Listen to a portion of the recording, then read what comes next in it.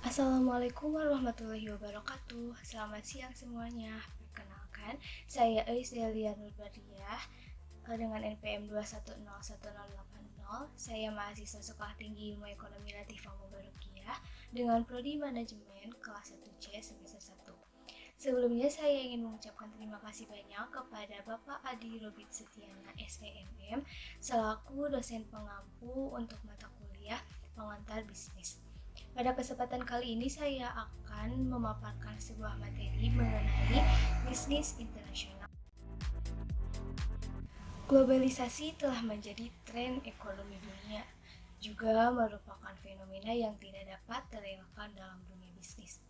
Dengan adanya globalisasi, batas negara atau jarak antar negara bukanlah hambatan bagi masyarakat global, sehingga hasil-hasil produksi dapat dijual di berbagai negara. Orientasi pasar juga sudah memperhatikan konsumen secara global, sehingga keuntungan yang didapatkan bukan hanya dalam negeri, tetapi juga sudah internasional. Lalu apa sih yang dimaksud dengan bisnis internasional itu? Di sini saya membawa dua referensi. Yang pertama yaitu dari Paul McCullough, Franz Gringer Minor pada tahun 2006. Bisnis internasional adalah bisnis yang kegiatannya melampaui batas negara. Definisi tersebut mencakup perdagangan internasional, pemanufakturan di luar negeri, juga industri jasa di berbagai bidang seperti transportasi, pariwisata, perbankan, periklanan, konstruksi, perdagangan eceran, perdagangan besar, dan komunikasi massal. Yang kedua yaitu menurut Daniels, Fredenburg, dan Sullivan pada tahun 2004 yang menyatakan bahwa semua transaksi komersial baik oleh swasta maupun pemerintah di antara dua negara atau lebih. Lalu kenapa sih kita melakukan bisnis internasional? Alasannya apa? Nah, pada dasarnya tidak ada satu negara pun yang bisa mencukupi seluruh kebutuhan negerinya dari barang atau produk yang dihasilkan negara itu sendiri.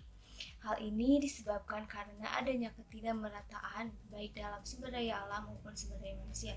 Seperti misalnya ada negara yang mana mereka unggul dalam sumber daya alam, tetapi mereka terbatas dalam ilmu pengetahuan dan teknologinya. Begitupun sebaliknya, ada negara yang unggul dalam iptek, tetapi mereka terbatas dalam sumber daya alamnya. Di dalam bisnis internasional terdapat dua transaksi. Yang pertama yaitu international trade atau perdagangan internasional. Yang kedua yaitu international marketing atau pemasaran internasional. Nah, international trade atau perdagangan internasional ini adalah penjualan barang dan jasa tidak terbatas pada lokal, regional, atau pasar nasional saja, bahkan bisa mencapai pasar internasional. Negara-negara yang mengimpor barang yang mereka tidak memenuhi atau tidak mampu memproduksi seefisien negara lain, dan mereka mengekspor barang yang mampu diproduksi karena lebih efisien. Kemudian yang kedua itu international marketing atau pemasaran internasional. Apa sih international marketing ini? Jadi international marketing adalah kegiatan pemasar untuk menjalankan bisnis profit maupun non-profit guna memenuhi kebutuhan pasar global dengan barang dan jasa di berbagai negara, kemudian menetapkan harga, mendistribusikan, serta mempromosikannya melalui proses pertukaran agar memuaskan konsumen global dan mencapai tujuan perusahaan yang kegiatan operasinya melewati batas-batas lebih dari suatu negara. Setelah memasuki bisnis internasional, ada 6 tahapan yang harus dilalui. Yang pertama yaitu ekspor insidental atau incidental export. Tahap ini dilakukan saat ada kunjungan tamu orang asing di negara kita yang membeli barang kita dan harus kita kirim ke negara asalnya. Yang kedua yaitu ekspor aktif atau aktif export. Tahap ini yaitu pengembangan dari tahap insidental. Perusahaan dalam negeri mulai aktif melakukan transaksi dengan negara lain, jadi terjadilah ekspor aktif.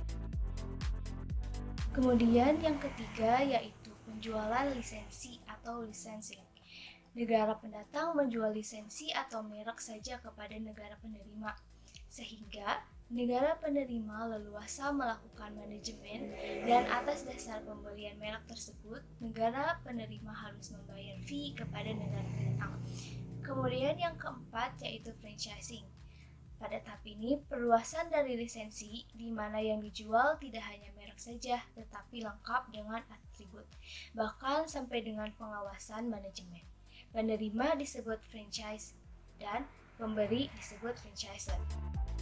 Kemudian, tahapan kelima dalam memasuki bisnis internasional yaitu pemasaran di luar negeri. Jadi pemasaran di luar negeri ini memerlukan intensitas manajemen yang tinggi dari negara pendatang karena mereka harus benar-benar melakukan manajemen aktif di negara penerima. Jadi harus mengetahui perilaku konsumen di negara penerima tersebut dan lain-lainnya. Kemudian yang keenam yang terakhir yaitu produksi dan pemasaran di luar negeri. Jadi pada tahap ini adalah tahap yang paling intensif dalam melibatkan diri pada bisnis internasional, yaitu tahap produksi dan pemasaran di luar negeri. Tahap ini juga disebut sebagai Total International Business. Bentuk inilah yang menimbulkan MNC atau Multinational Corporation, yaitu perusahaan multinasional, di mana negara pendatang tidak hanya memasarkan secara aktif, tetapi juga mendirikan perusahaan di negara penerima.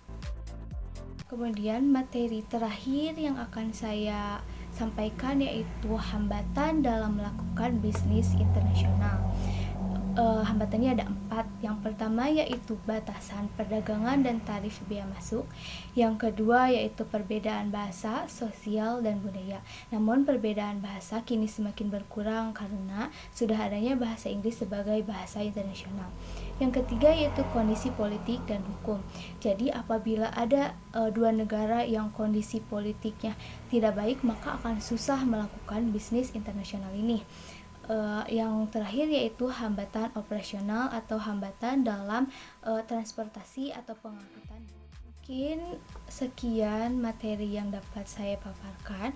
Mohon maaf apabila ada kesalahan.